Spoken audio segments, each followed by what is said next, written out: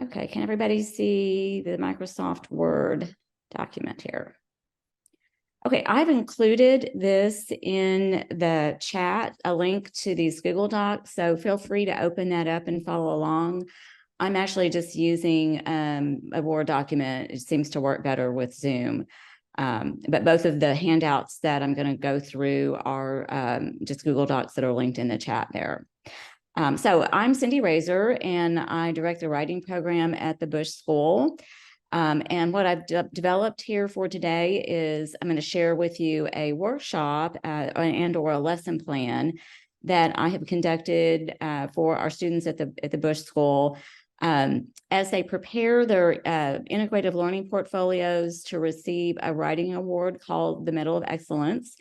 And it requires quite a bit of writing. And so many of the workshops address helping students with those writing assignments. I also use this in a class that I teach, and so it's basically the same workshop for the class. Our audience is usually pretty limited. So my class is about 20 students, and the workshops have been anywhere from 5 to 10 maybe.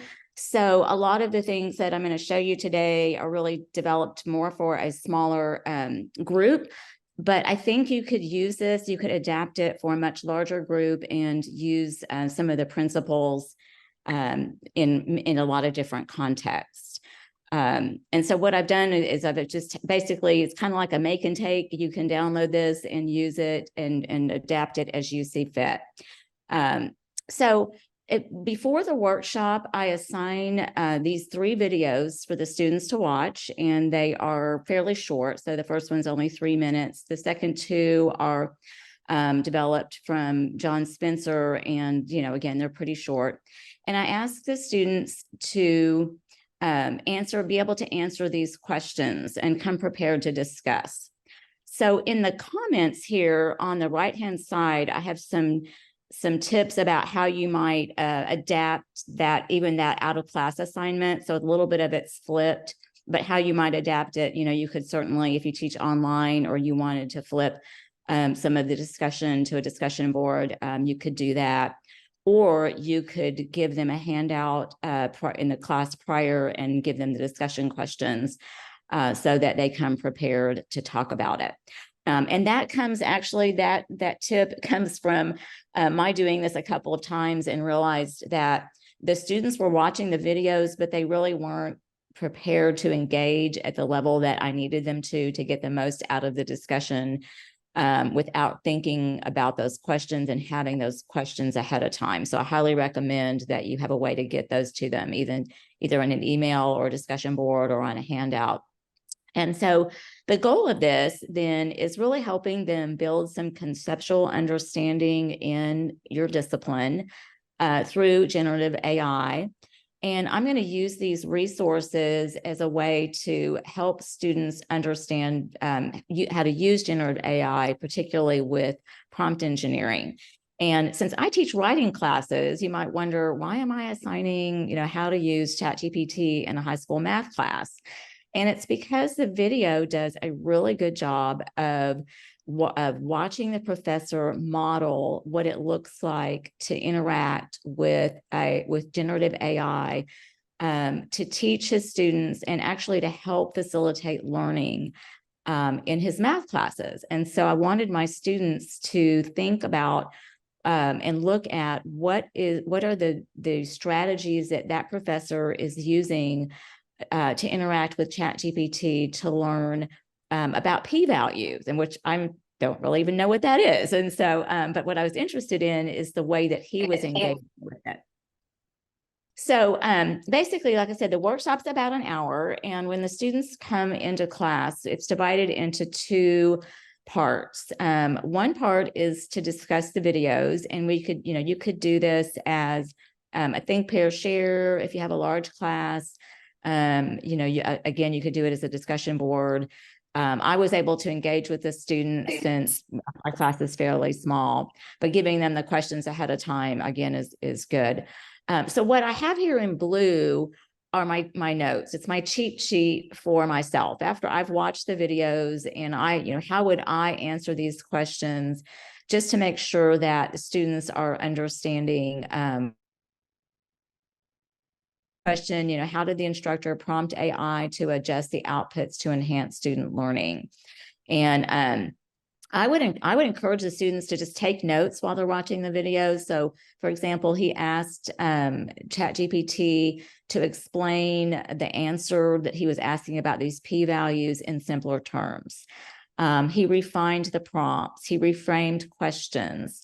He asked clarifying questions.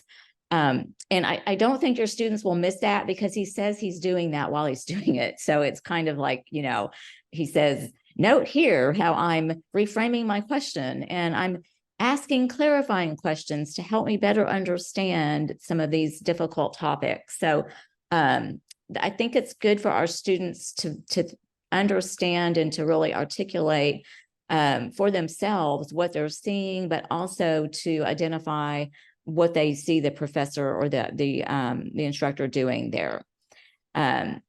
He also uses a metaphor.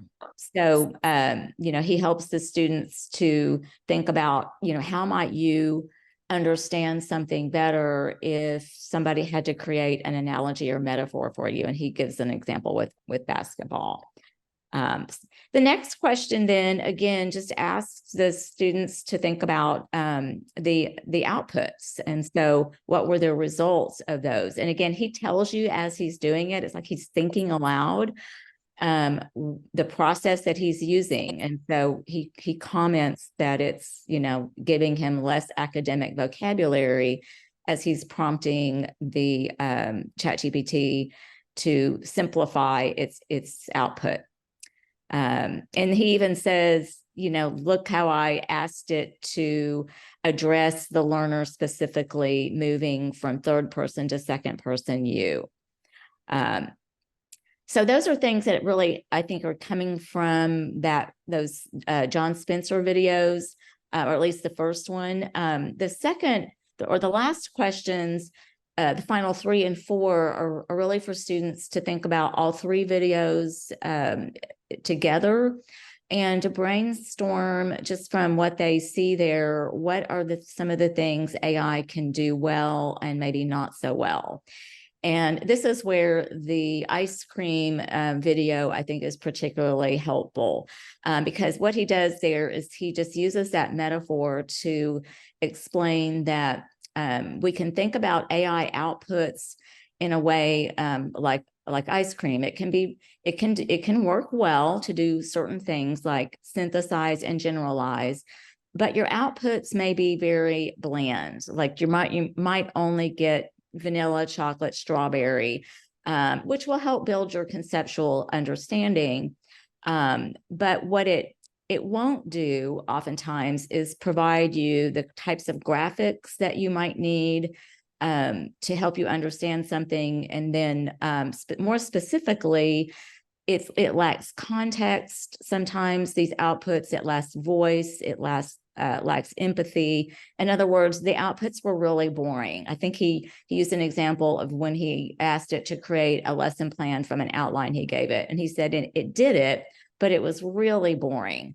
It lacked the excitement, if you will, that you might get from a salted caramel truffle ice cream. And so this is the part where if you had time to deep dive with your students, you might also ask, what would relying on generative AI or even another person to think and write for you, what would be lost by shortcutting the process for you personally? And the example that I was thinking about would be, I listed actually a couple of them. I've had to write a couple of eulogies in the past year for someone I had lost. And the issue here isn't just what's lost from the way that the output sounds and the content, but what's lost for me personally.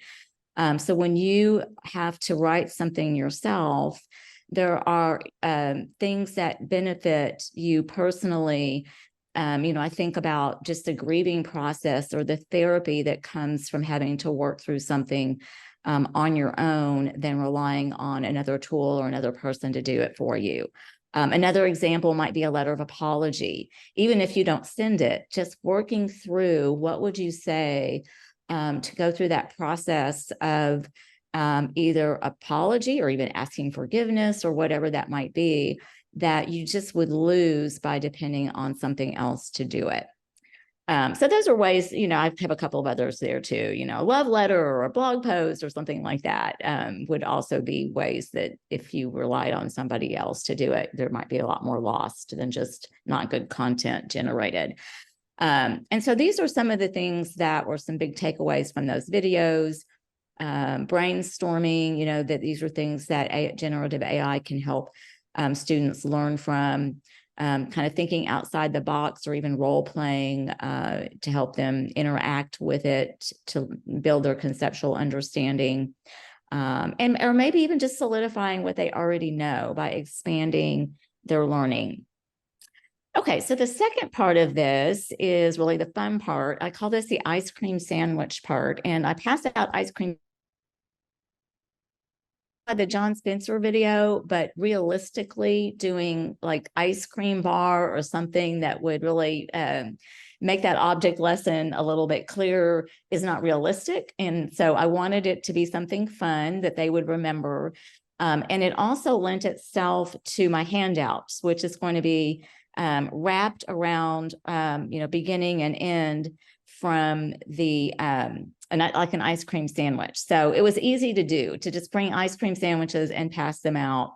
And then they could engage in the rest of the lesson this way. So at that point, I pass out, after the ice cream sandwiches, the skeletal outline, which is basically just an empty outline that they fill in. And what we're going to do is think about this like an ice cream sandwich, using AI to help us think in the discipline. So now we're moving more from math to writing. So we're going to start with, brainstorming, inquiring about what would we need to know.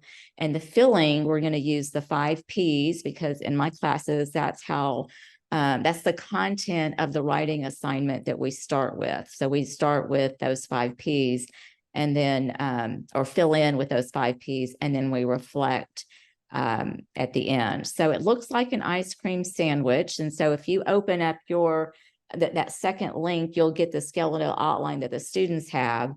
And then what I do when we're ready is I show them these are my notes basically, and we go through it together and they fill it in.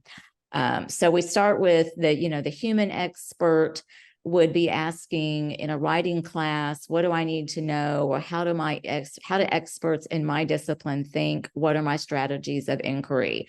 And in my class, it's these 5 Ps. And so we get this, they get this drilled into them pretty much. Every writing assignment takes them through these 5 Ps. And so now we've gone from the human to, we're going to use AI to assist us here.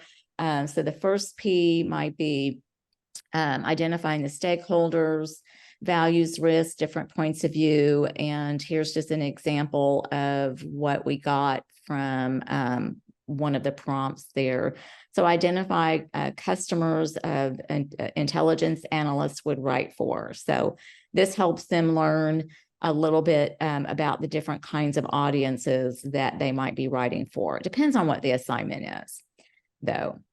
The purpose then would be, I think this is actually going to go to, this one. So what are the purposes of the types of documents that we're going to be writing for? And this is just a real high level viewpoint. So again, it's going to change with the assignment. But I like that the output here gives us not only the types of documents, but also the purposes, what they're used for by the intelligence customers. So they can see that it expands what they might likely already know or not. It may be that they might not be aware of some of these different types of documents. The third one might be problem. What are some issues of concern? Or it might be, there's actually a lot that goes with this. Analytic tools for gathering information, guidelines for attribution. We actually talk about that in another workshop. But I just, listed here are some issues of concern. And I gave it a prompt there. So it's basically rolling that the students can see what that looks like for our class. And again, the list is, it's a good start. There may be some issues here that they hadn't considered. And so AI is helping expand their understanding of audience purpose, et cetera. Product, types of intelligence documents or policy documents. These are actually more skill-based, but executive summaries, structure, what would the product, what would you expect it to see? Since I have students on both international affairs and public service and administration, I included a couple of examples there. And then the last process, this is one of my favorite things that AI can help us do, is both of these things, actually. Checklists and step-by-step guidelines on how to unpack a complex writing assignment. And so it just walks the student through one of my assignments, what to do first, what to do second, what to do third. And this is really for the student that's just struggling to understand, how do I do this? How do I start with this assignment? The other part of this, though, that's kind of nice is the rubric that could come from that assignment. And you can see it's kind of messy, but if you ask it to put it, this is Typing Mind, actually, put it in a table, it does that for you. And so this was a real time saver, I think, for me, creating rubrics and also showing my students, you can do this on your own. You don't have to rely on the instructor to create your rubric. Okay, I'm going to skip that one. Y'all can look at that one. Since we're almost past my 15 minutes here, I wanted to just kind of wrap up with the last part of the ice cream sandwich is to reflect interaction, or just kind of wrapping up the class without AI. What key issues should I consider before using generative AI or trusting its outputs? So those would be things that we would, hope that they would be able to discuss. And I actually posted the second one to the discussion board. How should I use generative AI to think with me, not for me? What are some best practices, things that we've talked in class, things that they learned from the videos? Again, they may use it to create some kind of rubric or set of steps. And then how might they more specifically use these tools to help them develop the Medal of Excellence reflections? And then certainly another rubric there that you have an example for. Okay, and so that is the gist of my presentation. I'm going to open it up for questions and just hopefully have some discussion.